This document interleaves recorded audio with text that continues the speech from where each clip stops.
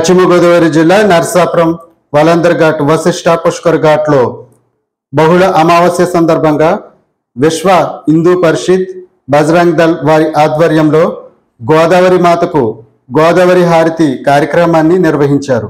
ఇక పలుచోట్ల నుంచి భక్తులు విచ్చేసి ఈ కార్యక్రమంలో పాల్గొన్నారు. కుటుంబ సమేతంగా వచ్చి నర్సాపురంలో ఉన్నటువంటి హిందూ బంధువులందరూ పాల్గొనాలని కోరుకుంటున్నాం. అందరూ కూడా పాల్గొంటారు కదండి. వచ్చే నెల కూడా ప్రతి అమావాస్య జై శ్రీరామ్, హిందువుల ఐక్యత, హిందువుల ఐక్యత. హిందువులుగా జన్మించడం ఒక పెద్దాం, హిందువుగానే మరణిద్దాం. జై శ్రీరామ్. అదేవిధంగా ఈ కార్యక్రమానికి చాలా ఖర్చు అవుతుంది, అందరికీ తెలుసు.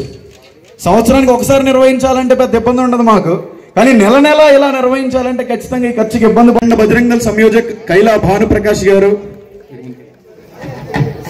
విశ్వ హిందూ పరిషత్ ప్రఖండ కార్యదర్శి శ్రీ మొగడా సత్యనారాయణ గారు, అదేవిధంగా టౌన్ ఉపాధ్యక్షులు శ్రీ రవిశంకర్ గారు, కటికిరెడ్డి రవిశంకర్ గారు, అదేవిధంగా మన కార్యక్రమాలకి విశేషంగా ఆర్థికంగా సహకరిస్తున్నటువంటి స్పైస్ టచ్ సతీష్ గారు, అదేవిధంగా రాజేష్ గారు ఈ కార్యక్రమంలో విశేషంగా సేవ చేస్తూ ఉన్నారు. అదేవిధంగా శ్రీ జక్కంపూడి బాలు గారు బజరంగ్ దళ్ ఏదైతే సురక్షా సహప్రముఖగా బాధ్యతలు ఉన్నారు. అదేవిధంగా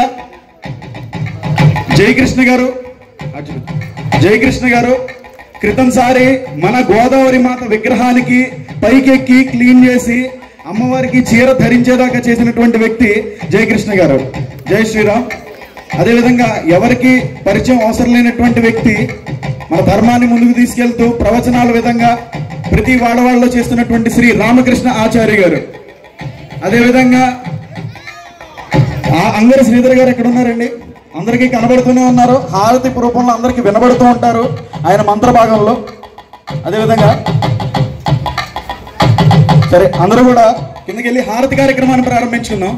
శ్రీ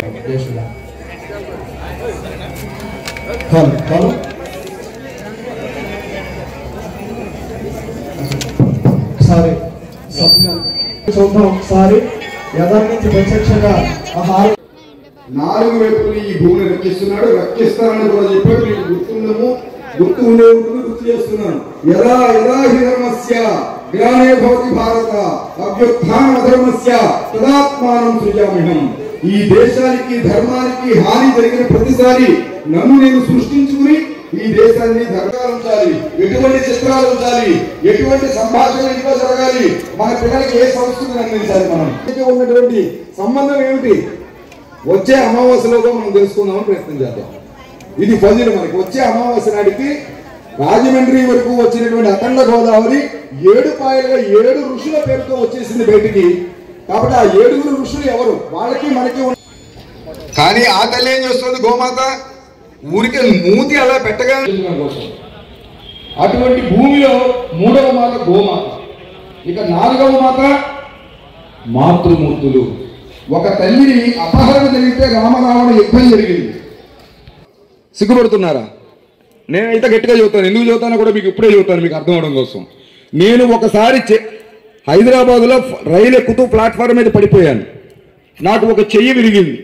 ఆ చెయ్యి విరిగినప్పుడు నేను ఎంత నొప్పిని భరించానో నాకు తెలుసు. ఆ కట్టు ఎటువంటి చిత్రాలు ఉంచాలి, ఎటువంటి సంభాషణ ఇంట్లో జరగాలి, మన పిల్లలకి ఏ సంస్కృతిని అందించాలి, మనం ఉన్నటువంటి సంబంధం ఏమిటి వచ్చే అమావాస్యలోగా మనం తెలుసుకుందామని ప్రయత్నం చేద్దాం. ఇది ఫజిల్ మనకి. వచ్చే అమావాస్య నాటికి రాజమండ్రి వరకు వచ్చినటువంటి అఖండ గోదావరి 7 పాయలుగా 7 ఋషుల పేరుతో వచ్చేసింది బయటికి. కాబట్టి ఆ 7 ఋషులు ఎవరు? వాళ్ళకి మనకి.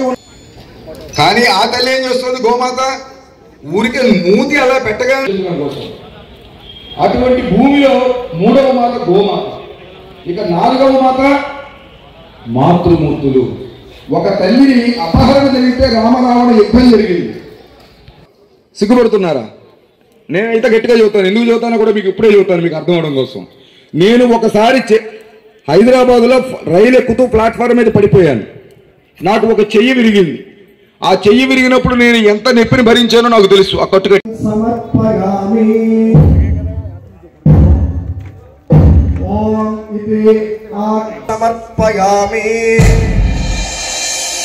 अर्पयामि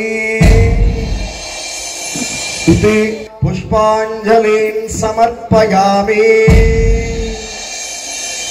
इति ओकदेवताभ्यो नमः पुष्पाञ्जलिं समर्पयामि ओम पुष्पाञ्जलिं समर्पयामि गोविंदा जय श्री राम जय श्री राम ओम इति दोभजतनयां श्रीरंगधामेश्वरीं दक्षिणः बोध समस्त देव मणितां लोकैक दीपाङ्कुरां